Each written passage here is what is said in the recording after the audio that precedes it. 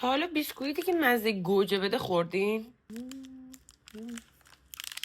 چقدر باحاله، این شکلیه. ببینیم.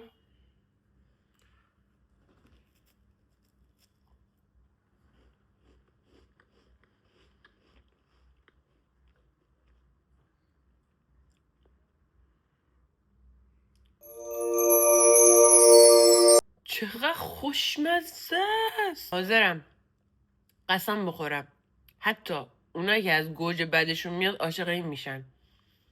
خیلی خوشمزه است. من قبل اینکه اینو بخرم توقع یه چیز خیلی بدمزه حال به هم زنه. آخه مثلا چرا باید یکی با گوجه بیسکویت درست کنه و اینا؟ برای من خیلی عجیب بود. ولی الان واقعا به من پیشنهاد خیلی خوشمزه است. من جاتون پولامو آتیش میزنم تا بهتون بگم میارزه یا نه. پس فالوم کنید. خدافظ.